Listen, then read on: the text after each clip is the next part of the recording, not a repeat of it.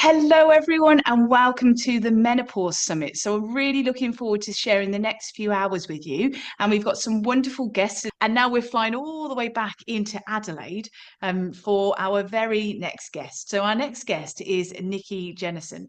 So, Nicki is a fitness expert and she's the founder of Fitness Faster Online Global Training. And she specializes in guiding women through menopause. So, I'd like to welcome Nicki to today's event. Welcome, Nicki. All right, how to thrive during menopause. I just want to share a quick video with you, first of all. I love this lady. I don't know whether any of you have seen her on Instagram. She's just a casual mum at home that just posts, and I love the fact that she never has makeup on and she's real. So just want to share this with you.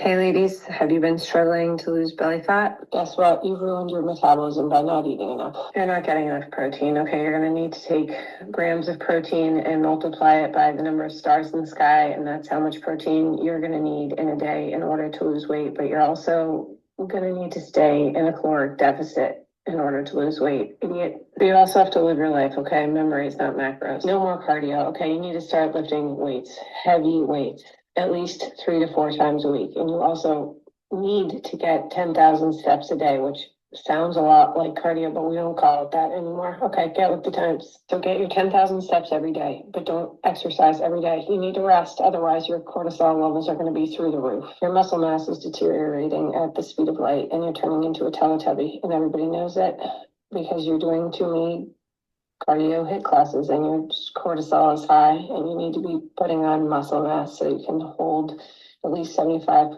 of your body weight for like a minute and a half or so if you want to be able to live into your 90s. It's not that stressful. Perimenopause is going to cause sleep interruptions, but you also need to make sure to get at least 7 to 9 hours of sleep per night. Otherwise, your cortisol levels are going to kill you. Okay, it's science. It's hormones and science. Comment science for my 6-week plan to get totally snatched. Follow for more tips. So can I just get a raise of hands as to who kind of can resonate with that? Who resonates? Yeah, yeah. I just think she's fabulous. I don't know who she is, big time adulting, but she's got one as well where she's looking online and she's like, right, 5 times a week.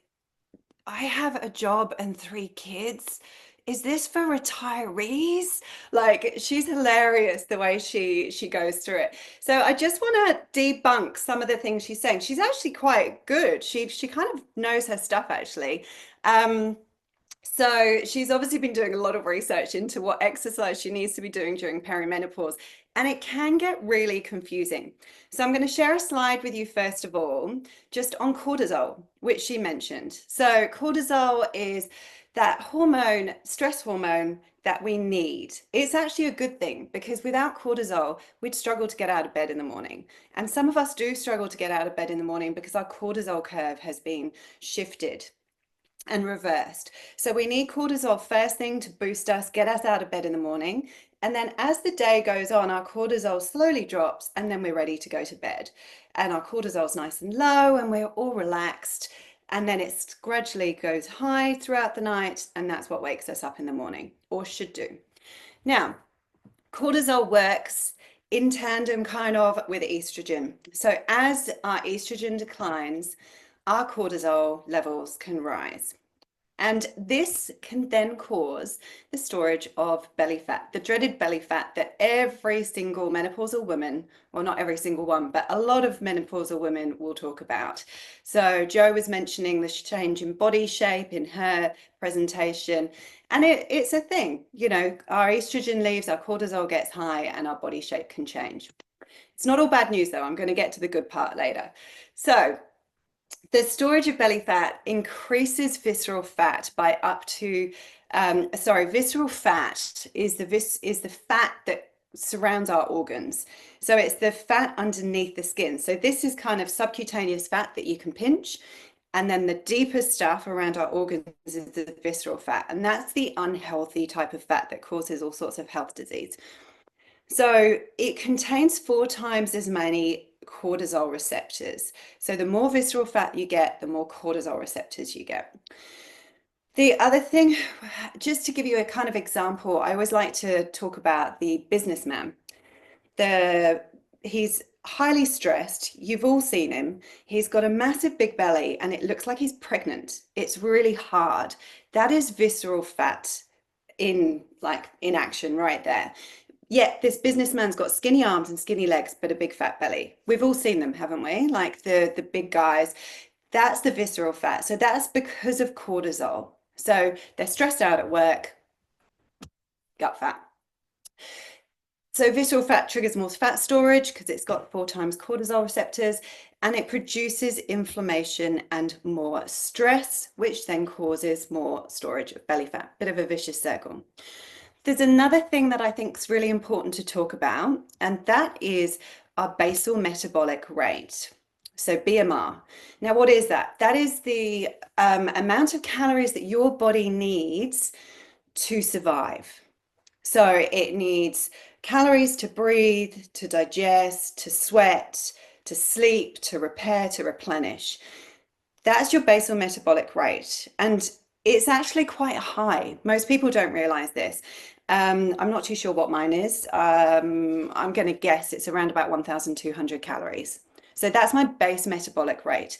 Now you see a lot of people will try and go below that. You see lots of crazy yo-yo diets where they'll go below that to lose weight. And yes, they'll lose weight very fast, very quickly, but it has all sorts of side effects, which then mean that they're going to put that weight back on and more. So I'll just run through this quickly. It does cause more storage of belly fat because it raises your cortisol levels. You develop a resistance to growth hormone and ghrelin, which is your hunger hormone. So you're going to get more hungry. It decreases your satiety hormone leptin, so you're not going to realize when you're feeling full. It increases gut distress, and your gut microbiome suffer from going through low-calorie diets. So this is really important, and I am going to touch on this more later. So just bear this in mind. This raises your cortisol levels. And then the other things that raise cortisol, lack of sleep. Like that lady was saying, you need 7 to 9 hours sleep, otherwise your cortisol levels are going to kill you. You do need to make sure that you're sleeping for replenishing, for repairing. This can be challenging when you're being woken up by hot sweats, but let's again talk about this later. Long endurance exercise. So if you're a marathon runner, or if you're a cyclist, or you're doing lots of long endurance exercise, this can cause stress to your system. Toxins, so things like washing liquid, going to those nail bars, you can smell the toxins coming out of those. What shampoo you use, what makeup you have. Think of all the things in your house that can come into your body via your skin or via your mouth, plastics, drinking out of plastic drink bottles, that bring toxins into your body, that causes your body stress.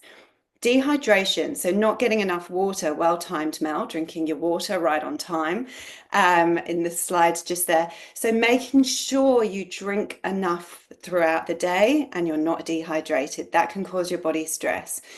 And then food intolerances can cause your body stress as well. And guess what? All of that stress causes storage of belly fat. Seeing a bit of a link here? So I just want to introduce you to Sarah, because the lady before in that video seemed a bit confused. Like, we're not meant to do cardio, but we're meant to walk every day. We're meant to do weights, but we can't do HIIT. And, you know, it's all very confusing. Like, what on earth do I do? My friend's doing this. She's getting great results. But when I try and do it, it's not working for me. So what's the jam? What's happening? So I'm going to introduce you to 2 friends. Sarah and Deirdre. They're identical twins, by the way. This is Sarah first off. She is married to an actor. I'm going to say Brad Pitt because he's my childhood actor fantasy. And Brad Pitt has said, you don't need to work, Sarah. I've got it. They don't have any kids because Angelina's got them all. And so she wakes up at like 8 a.m. in the morning or 6 a.m. Whenever the sun comes up, she just wakes up. She's like, oh, 8 hours of blissful sleep with no children interrupting me. She goes and meditates on the beach for an hour, And then she goes for a lovely long walk on the beach and just contemplates life and what she's going to do for the day. She gets home, she has a spirulina smoothie filled with protein.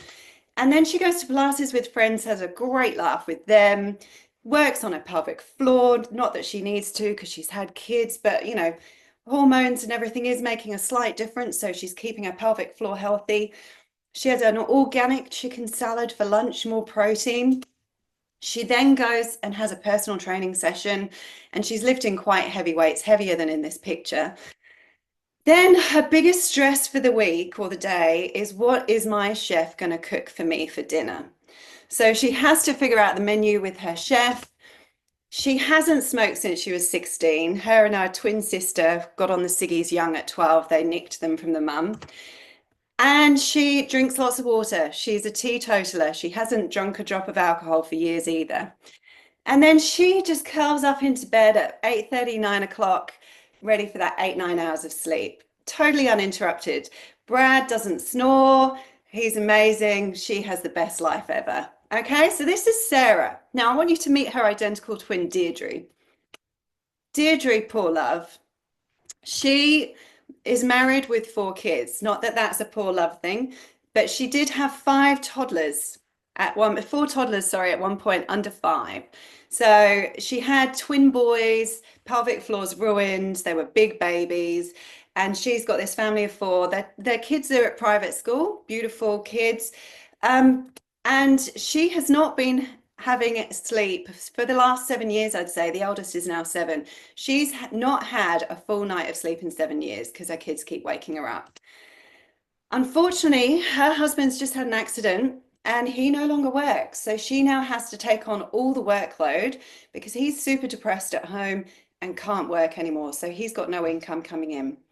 She gets up at 4 every morning, gets the kids ready for school, gets them out the door, and then stops off at Macca's on the way for a takeaway coffee. That's her breakfast. She's had no time in the morning. She's just given the kids toast and away she goes. She has coffee on the way to work. She gets to work. She's got 3 jobs, by the way, because she's paying all the bills herself. They've got a big fancy house that she's got to keep going. And she's got hundreds of emails stressing her out as soon as she gets in. She gets to her second job where her boss is a tyrant. She hates him, but she needs this job because this is the best paying one. She then can't go out for lunch, so she orders in a quick toasted sandwich, has that at the desk while still working. And then she picks the kids up from school. I love this slide. She picks the kids up from school. And of course, it's a joyful journey home. They're screaming the whole way. And when she gets home, she cooks pasta for the kids. She needs that glass of wine because, Jesus, she's had a bad day. And I just have to say at this point, I was telling my husband about all of this, and about, I don't know, a minute ago, he interrupted me, went, "Hey, what the hell's Sarah doing? She's a bitch. She should be helping Deirdre out." Sarah's not helping her out, by the way. She is a bitch. She's not helping Deirdre. Poor old Deirdre's doing all this herself. So she's having wine. She puts the kids to bed because the husband's useless now. And then she goes out and has a ciggy. She didn't quit smoking. She's been smoking since she was 12, and it's her release. She's like, oh, thank God that day's over. But it's not. It's not. Poor Deirdre is studying law because she wants to quit her 3 jobs and get a better paid job. So now she's going to finish that bottle of wine while studying. She normally falls asleep at the desk because she's absolutely exhausted, and then crawls into bed at midnight just to do all of this all over again the next day at 4 a.m. So we've got identical twins here. In your mind, if you were to close your eyes now, if they were to both walk in to see me for personal training, am I going to look at them and see the same 2 people? No. They're going to walk in. Sarah's going to look all gorgeous, very relaxed, very calm, deep belly breaths. She's going to have amazing skin. She's not, she's going to have had sleep. She's not going to have bags under her eyes. Deirdre, poor thing, bless her. She's not worked out in years. She's not going to be toned like her sister. She's going to be exhausted. She's probably going to come running through the door late because of everything that's been happening. She's going to be stressed up to the eyeballs. And so she's going to be totally different. So should they train the same? Question, should they train the same? Yes or no? If you were their trainer and they both came into you, would you train them the same? And this is where it gets complicated. This is where people overcomplicate it and go, but I've got to do this. I've been told that for menopause, I need to do heavy lifting and I need to do this and I need to do that. No, you need to do what's right for you. And that is why what works for one person might not necessarily work for another. So I'm trying to simplify it here by showing you these two people and why one thing doesn't work necessarily for everybody.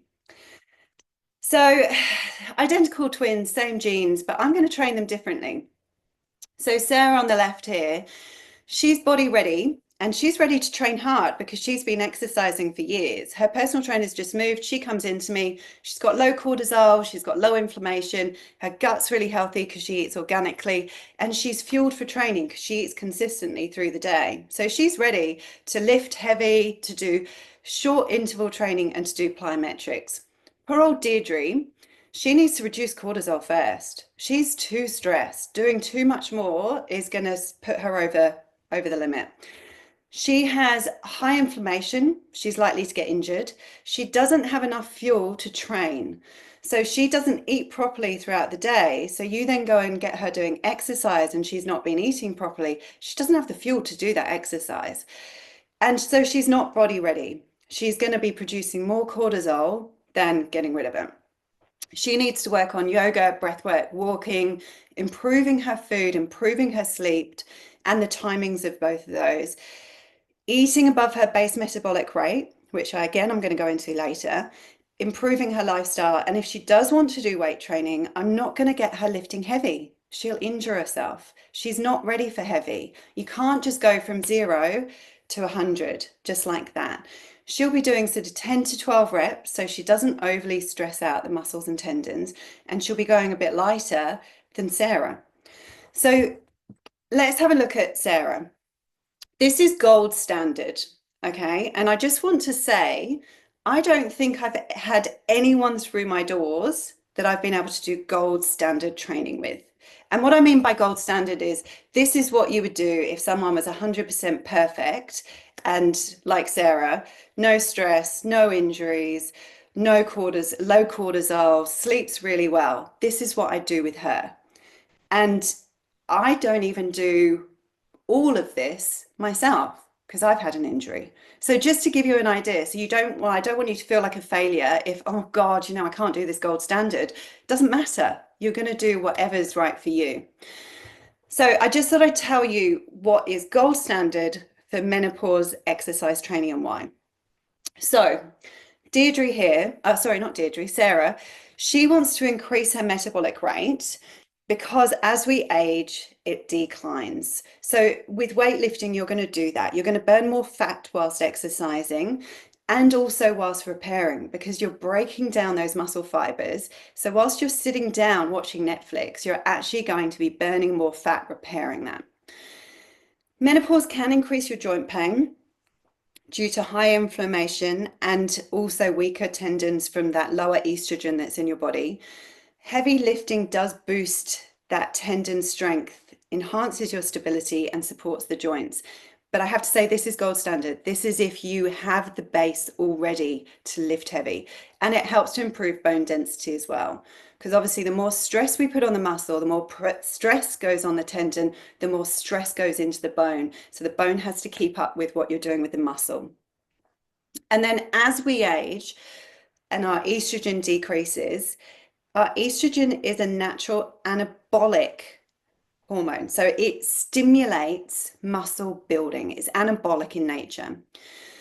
So as estrogen declines, we need to boost that anabolic stimulus. So we need to be lifting that heavy so that we're counteracting the amount of estrogen lost. Now, if you're lifting 10 to 12, that's great because you're still building muscle, but not at enough of a rate to take over from the drop in estrogen. If you're lifting about 15 reps, that's good for endurance, but again, not for that muscle building. So that just explains a little bit about lifting. Now, I just want to say here, if you're desperately scribbling down going, I must do 3 to 6 reps, 4 to 8 sets, lift heavy, blah, blah, blah. Don't worry about it. I've got a fact sheet that you can get that's got gold standard in and non-gold standard. And it's got all of this written down, so you don't need to worry. So you can actually just listen and then get the fact sheet at the end. And then that way you can have a look at it in your own time and sort of go, okay, what am I going to do? So sit, short interval training. Now, this is not ideal for someone that's really stressed out already, but it's going to be great for Sarah. So it's very short intervals. So 8 seconds on, 12 seconds off, 40 seconds on, 20 seconds off, 30 on, 30 off. And that short interval training, so you're wanting to push yourself really hard for that 10 seconds or 30 seconds, whatever it is, and then relax. It does boost fat burning for energy, and it uses carbs from your bloodstream. So previously you had estrogen that was helping with this, but now you've got your short interval training that's going to help use carbs. And then when you're resting, your body realizes that it's going to need those carbs for another sit session. So it tends to burn more fat and store those carbs for that next session. Sit also pumps out growth hormone, which increases your testosterone and counteracts cortisol. So we're all about trying to dampen cortisol down. But as I said, you don't really want to be doing too much of this if you're already really high in cortisol. Yes, it's difficult. It counteracts cortisol. But if you're already really high and running around all the place, I would be focusing on settling yourself first before coming into this. So human growth hormone and testosterone are anabolic, which means you put on more lean muscle. So they did a test of ladies, and in this test, off the top of my head now, I've got to try and remember, they had ladies doing sit training, so just 20 minutes of sit training 3 times a week. And then they had another group that just did moderate intensity cycling for 40 minutes twice a week. And what they found is that they both lost fat, they both gained a bit of muscle. So both is fine, is what I'm trying to say. But with the sit training, they noticed that 8% lost body fat from their stomach area. So there was a significant shift from that belly fat area. Then plyometrics, and this is the one that if you've got any injuries at all, don't do it. This is the one that I'm trying to get back into myself, but I've had injuries. So this is the one that's a tricky one. Plyometrics basically just means jumping. And you don't just want to be jumping up and down. You want to be going from side to side as well. Different direction changes to stress the bones and the muscles in different ways. It improves the function of the mitochondria, which helps with giving you energy and power. And it improves your metabolic health, so your metabolism. So it helps you burn more calories whilst at rest, which is so important because we could just be sat here burning more. It improves your insulin sensitivity, so it improves the uptake of glucose into the cells rather than for storage of fat. So all the carbs that we have go for energy as opposed to fat. And a study in the American Journal of Health showed that just 10 to 20 jumps a day improve bone density in the hips after 16 weeks. Now, I've put here as well, you definitely need to check with your doctor if you already have osteoporosis. So this is why I'm saying this is gold standard. This is body ready training. Now, I don't think many people, as I said, I don't think I've had anyone through my doors that fits this criteria. And I've been training for 27 or more years now. So that's gold standard. Now let's talk about regular, normal people like Deirdre, who have kids, jobs, stresses, life. So first of all, with Deirdre, what I would be doing is I would be starting with the basics. So her basal metabolic rate, as I mentioned before, that is the calories that we need just to survive. Now, if we start dropping below that with diets, all manner of things are going to happen. It's going to affect our thyroid function and bone formation. You're going to break down muscle and start to store more fat because your metabolism starts to slow down. Our body's great. It wants to keep us alive. because otherwise all these people on crazy yo-yo diets that are dropping us below our base of metabolic rate would just be dying. We'd have all these people dying as soon as they're on these low calorie diets. But our body is amazing because it stops that from happening. And what it does is it slows down your metabolism. So all the food that you eat it gets burned off a lot slower, which is why I've got that furnace underneath this picture here. So the food that we eat is our furnace to keep us going and give us energy. Now, if we eat under our base metabolic rate, our body starts to slow down how that furnace is burning. It slows down the calories it's burning. It starts to store fat around our mid-center because it thinks that we're going into starvation. It thinks we're in a famine. And so it wants to protect our organs, which are essential to us for survival. Our arms aren't that essential. So it draws all the fat to that mid-center to keep us alive. So it's going to elevate your cortisol levels because it thinks it's in a famine, and that storage goes around the stomach again. The whole ghrelin and leptin, our satiety and our hunger hormones are going to be affected. And if you skip meals all day, so for those of you that do lots of fasting or just don't have time to eat breakfast, if you skip meals all day and then just have a dinner at nighttime, and let's just say that dinner is over your base metabolic rate, it's still, your body still believes you're in starvation because you haven't given it the fuel it needs to perform the exercise or just the general movement that you're doing throughout the day. So it starts to go into starvation mode as well.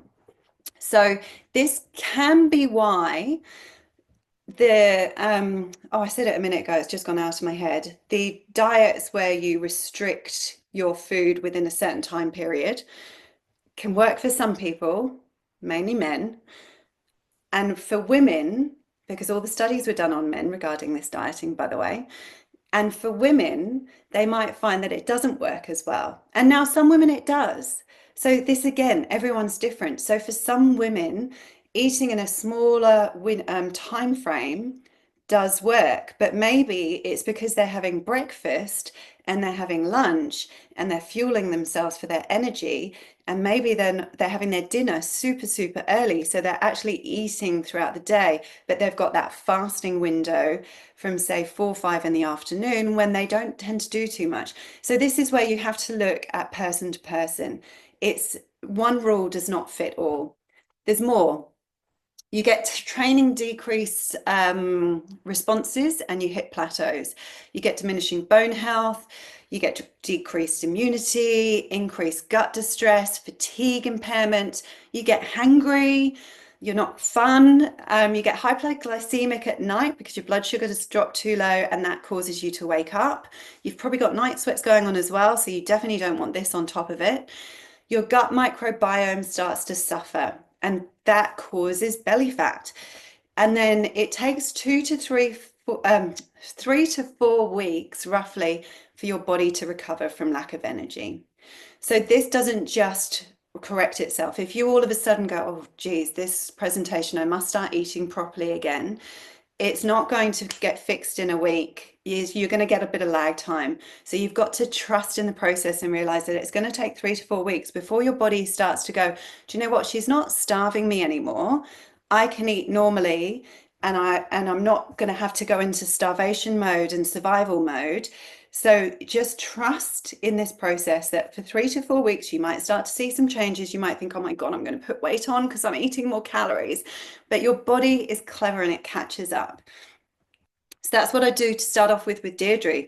No extra time involved with this, apart from the time to sit down and eat. I'd give her a protein goal. So a lot of people talk about protein, dividing it by the amount of stars in the sky, multiplying by the amount of stars in the sky that woman was talking about. That's how much protein you need to eat. So how much protein do you need to eat? So look, most people don't have enough protein in their diet. And as we change and as our sex hormones change, we become a bit more insulin resistant, which means that we don't tend to manage carbs as well as we did, and we store the sugar as fat more than when we were 20, which is why what we did at 20 doesn't now work because our hormones are different. You're more likely to have elevated blood sugar levels. And so we need to look at changing our food around a little bit. Now, this is just a guideline. So obviously everyone is different. But roughly, if you times your body weight by 3, that's how many carbs you should have. 2.2, that's quite a high protein goal, which not many people can get first of all. So I would just start with trying 1 gram of protein for your body weight to start off with.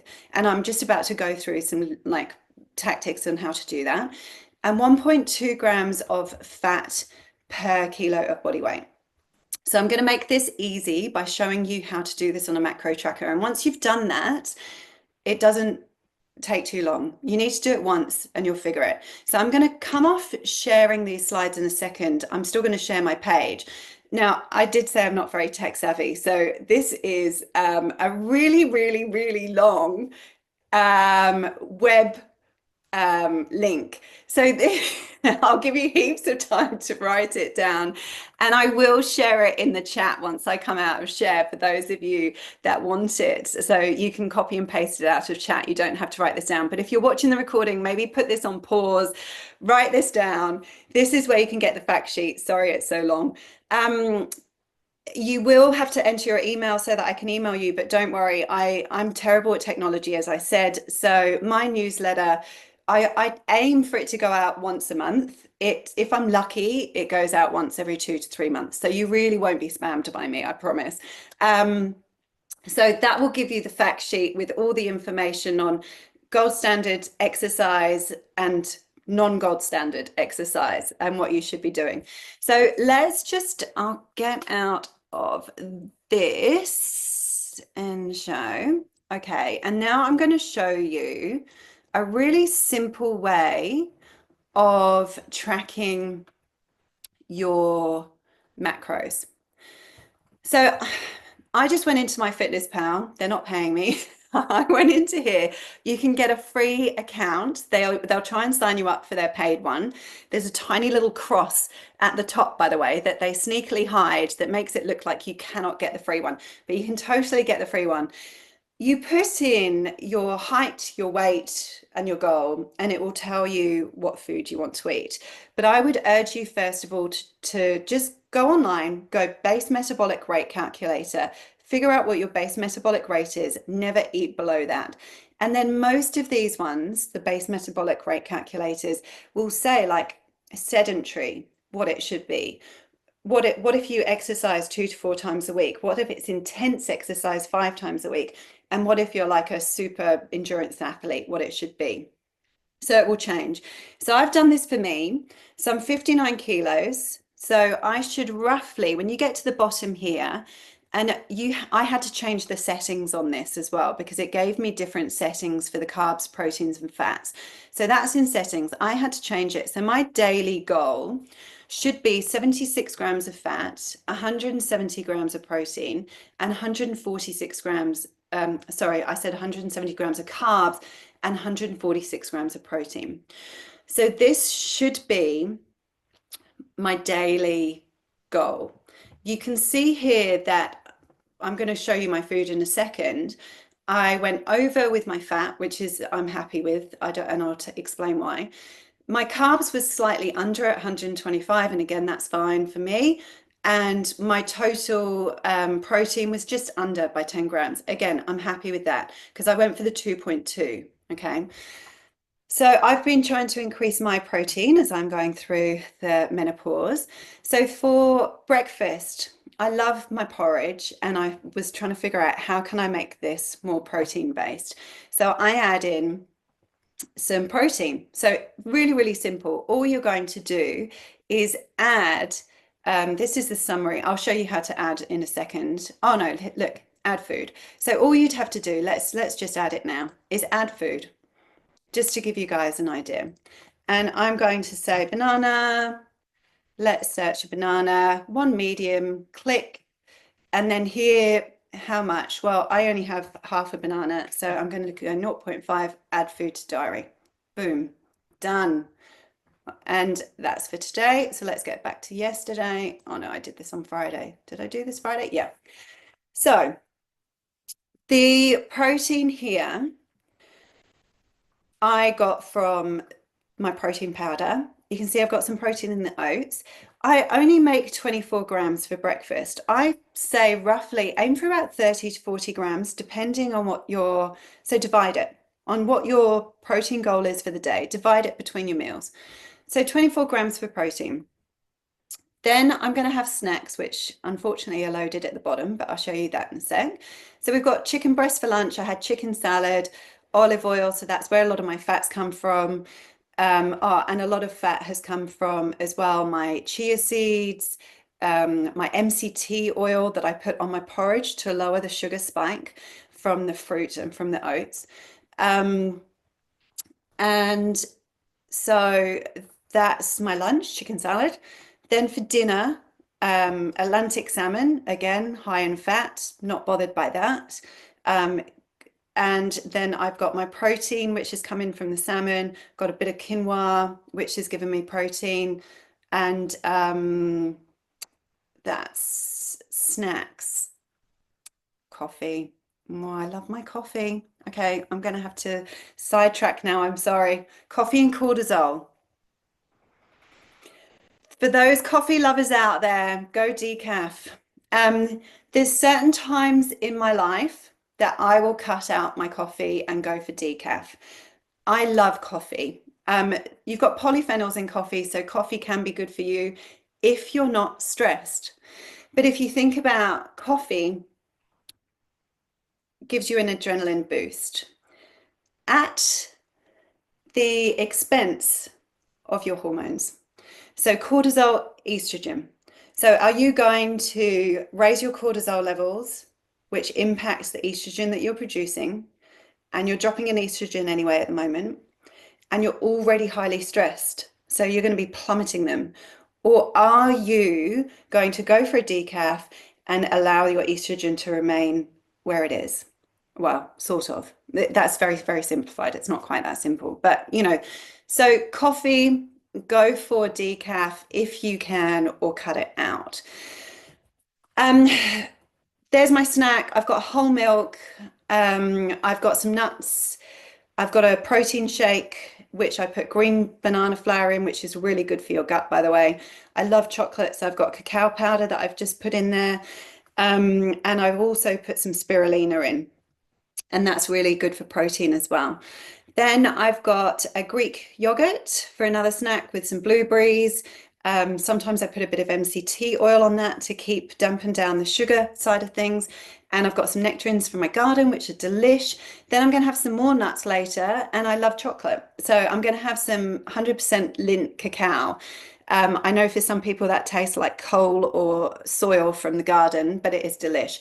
Anything over 80% is pretty good. So benefits, suck the chocolate, so you get that benefit from the chocolate. It goes up through the roof of your mouth, and you get all those lovely feel-good hormones from the chocolates if it's 80% or above. So really try for that higher chocolate content. And then, frozen banana in one of my smoothies, I think. So those were all my snacks put in there. So at the end of the day, you can see, yes, my fat's quite high. As I said, I'm not bothered because my fats have actually come from pretty good fats. If it was pizza, if it was high sugar, shitty chocolate, if it was alcohol, if it was all those other sorts of things, then I would be bothered, but it's good fats. Carbs are a bit lower, proteins are a bit lower. So I just sort of put together that just to show you. Now, that took me a wee while actually, because I sat down and just put it all in at once. But if you've done that once, it gives you a really good idea of how to get protein into your diet. So if you're struggling with protein, start doing this and start seeing, okay, well, that dinner was good. I got, make sure I'm looking at the right line. I got 42 grams of protein in dinner. I got 35 grams at lunch. That's good. That's a 30 to 40 gram that I'm hitting. And all my snacks throughout the day came to about 35 grams. So it's about 15 grams each snack type thing. So let me stop Sharing. Oh God. How do I get back to you guys? Help.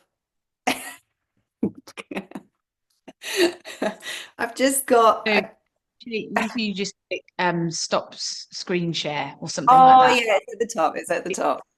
You got it. Thanks, Heidi. So, yeah, so that is hopefully um, a little bit simpler.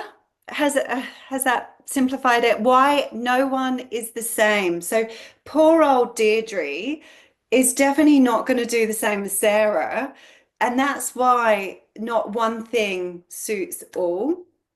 And so this is why people get confused, I think. But I want you to kind of not make it so hard, just bring it back to basics. Bring it back to, and my fact sheet says this, like, looking at the food, protein, lack of stress, sleeping. The main thing for poor old Sarah is to get some sleep in her life. So Deirdre, she needs to get Sarah over to babysit. There's things that she could have been doing to make her life that little bit easier so that maybe she could have a nana nap. The kids go off with Sarah and she just has a sleep in the afternoon. That's going to help her health. So yeah, hope that has helped, and any questions, feel free to ask away. That is absolutely brilliant. It's fantastic. And Jo had mentioned, because she had to head off because it's bedtime for her now in the UK. But she mentioned, just as you said at the end, fascinating that there really isn't one size that fits all when we're talking about fitness and menopause management. So I've got to say, I think we need to get a movement going. Hashtag save Deirdre. I know. I was explaining this to a friend the other day. Everyone was like, "God, Sarah's a bitch." Like everyone was really hating Sarah, and like I think more because she wasn't helping Deirdre, but also more because, oh God, wouldn't that be amazing if you had Sarah's life? But no one lives that stress-free. No one. Well, I don't know. If you know someone that lives that stress-free, let me know. Oh, I was going, wow, is that what it looks like? Is that what you can do? Yeah. Never had that. I liked how you said she's got all that time because Angelina's got the children. Oh dear. Oh, it's fantastic. So, oh, it's brilliant. And so, yeah, just a huge thank you again. I mean, my goodness, what a fantastic lineup we've had today. It's been absolutely brilliant. And as Nicki said with her link as well, I'll make sure everybody's links are in the newsletter this goes out with. But also, watching this back on the replay, because you can scroll back. Don't forget, even with your phone, to use the camera part of your phone just to take photos of some of the slides or the websites and links and things like that, because sometimes it's just easy having it there. And then also, if it's something that resonates with you, but also it will resonate with somebody else, if you've taken a screenshot of their links, you can then just text it or message it on to somebody else. So that's the wonderful thing about technology, although we're all learning as we go along. So thank you so much.